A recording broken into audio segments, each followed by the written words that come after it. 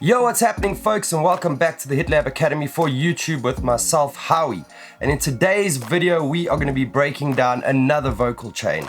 My vocal mixing techniques seem to change with every song that I mix. So I've applied a couple of different techniques. I know I've made a vocal chain video before, but this one has a few different things in it that may interest you. So stick around. Let's get into it.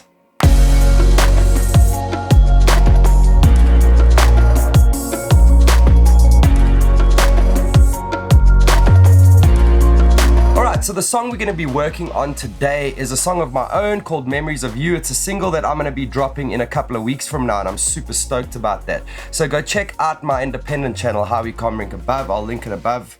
Not sure which side, but I'm linking it above. The reason why I'm using my own song is because I do want to monetize this channel when the time comes. And if it's my own music, I won't have any copyright infringements when I monetize the channel. But enough about that. Let's get into the project and see what we're working with. Alright, so this is a soul track. You guys have heard it before. I've used this song in other tutorials before. So let's have a listen to the verse, the tag, and the chorus just so you can get a feel for what is going on here. And then I'll break down my vocal chain for you guys. And I know that you are my everything, some kind of remedy, all things heavenly. I dream 1,000 dreams of anything, face 100 enemies, as long as I got memories of you. Ooh, whoa, as long as I got memories of you. Ooh, whoa. Oh damn, here we go again, here we go again. Oh damn, here we go again. Back around again, I'm making all these memories with you. Ooh, whoa, I'm making all these memories with you. Ooh, whoa. Bad trip, I wonder where's reality. So I've gone for a slightly edgier vocal sound here. As you can hear, there's quite a bit of saturation going on in the voice because I wanted it to feel punchy, fairly compressed, and in your face. So let's start with the sends and see what I'm doing. Because I wanted the vocal to also feel quite live, I didn't want to add any crazy reverbs to it and stuff. I just wanted to really accentuate the space in the vocal with a bit of tape delay. So let's look at our buses here. The first thing that I've done is I've applied a little bit of UAD reverb, which is the L Schmidt, the one setting which I absolutely love. I've got the mix set at 15% and I've got it set to a mid decay and no pre-delay, and I've left the EQ the same inside that plugin. And you can see I've just sent a little bit to that reverb. The next thing I did was I used the slate repeater and I selected the vocal widener option on that just to give us a bit of width in the choruses. So if I go into my automation, you can have a look there. I've basically boosted that automation in the chorus just to expand the width of the vocal a little bit in the stereo field. And then the last thing I did with regards to sends and effects is I added a little bit of Abbey Road chambers. I love the Abbey Road chambers for vocals. It's really great and there's quite a lot of things going on in there, but what I did was I selected the Jacquire King Vocal 2 preset because it is such a beautiful delay and I really love the space that it adds to the vocals. Alright, so the next thing I did was I had the Sheps Omni channel over here, where I've saturated the preamp very little bit. I've got quite a bit of comp going on. I've got a medium attack with a fast release. Let's have a listen. I've selected the VCA compressor. So let's see what that compressor is busy doing on the chorus there. Oh damn, here we go again, here we go again. Oh damn.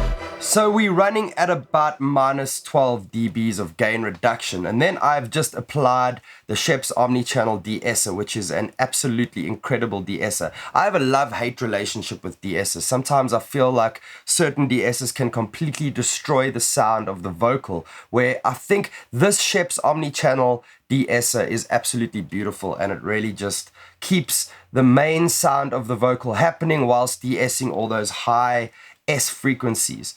Alright, so the next thing I did was I applied a little bit of the UAD LA2A. compressor, which is an absolutely beautiful compressor for vocals. And what's nice about this compressor, if I can show you here quick, is that with this gain knob over here, you can actually dictate the amount of saturation you want to add to the vocal. So let's have a listen to that. That you are my everything, some kind of remedy, all things heavenly.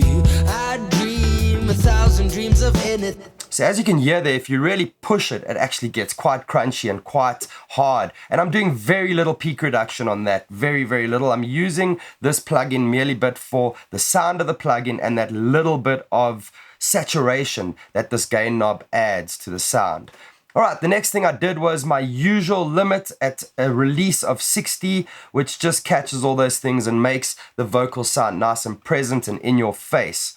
Then after limiting, because of my compression and limiting that I've applied, I generally find that sometimes after compression and limiting, you run into some issues with EQ. So I just did some touch up and clean up EQ over here. I've basically just cut a little bit over there, 200 Hertz. I've boosted a little bit at 3.9 kilohertz, and I have killed some of the super high frequencies at 15 kilohertz over there. But then what I did was I added another saturation with that slap delay that I was telling you guys about. So let me play this. I've got the J37 Waves tape emulator here. So I'm going to play this for you and I'm going to show you exactly what this plugin is actually doing to the vocal sound. And I know that you are my everything, some kind of remedy. Oh. So if I bypass that, you'll have a listen. That beautiful tape delay disappears and quite a bit of saturation disappears because I'm applying that saturation to the vocal over there with the saturation knob, and I am applying the tape delay with basically a dotted 16th notes, really fast delay over there on both my left and my right, with the sync to tempo option selected over there so that the delay is working with our tempo, which is set at 132 beats per minute. But I'm going to play this and then bypass it for you so you can have a listen. And I know that you are my everything, some kind of remedy, all things heavenly. I dream 1,000 dreams of anything, face 100 enemies, as long as I got memories of you. So you can hear that J37 is actually adding most of the sound and character to this vocal sound in this mix. It is a beautiful secret little weapon, this J37, and I absolutely love it on vocals. But I have to just say, I am getting a little bit of saturation from my master bus. I've got the Slate virtual tape machine on my master bus over there, and if I play the track, you'll see it's just touching the red a little bit as it hits the chorus, which is accentuating that saturation even more. Oh damn, here we go again, here we go again. So a lot of the saturation is coming from my master bus plugins that I've applied. And you can hear on the kick drum, there's also a little bit of saturation that is coming from this plugin over here. All right, but back to the lead vocals. The next thing I did was after adding that tape saturation and that tape delay, I found that the vocal got a little bit muddy. So I applied the Pro Q2 and I just cleaned that up a little bit, sort of in the 872 Hertz range. I did a very, very light low pass and I just added a bit of air in the highs. So if I play that back and I bypass this plugin, you're going to hear that as soon as the plugin is bypassed, the vocal gets quite thick and a little bit muddy. And then when I activate it again, the vocal becomes clear and clean. It doesn't look like there's a lot of stuff going on this Pro Q2, but the Pro Q2 is such a beautiful equalizer, you don't have to do a lot for it to start sounding really good. But let me play back and then bypass for you. And I know that you are my everything, some kind of remedy, all things heavenly. I dream 1,000 dreams of anything, face 100 enemies, as long as I got memories of you. So you can, yeah, it's just cleaning the vocal up. It's just removing a bit of that mud from the lead vocal area. The next thing I did after that EQ is I applied a C6 multiband compression, which is doing very little. I'm basically just hitting it around that 130 Hertz area to also just clean it up a little bit. Let's have a listen to that with it bypassed and then activated. And I know that you are my everything, some kind of remedy, all things heavenly. I dream 1,000 dreams of anything, face 100 enemies, as long as I got memories of you. Ooh, whoa.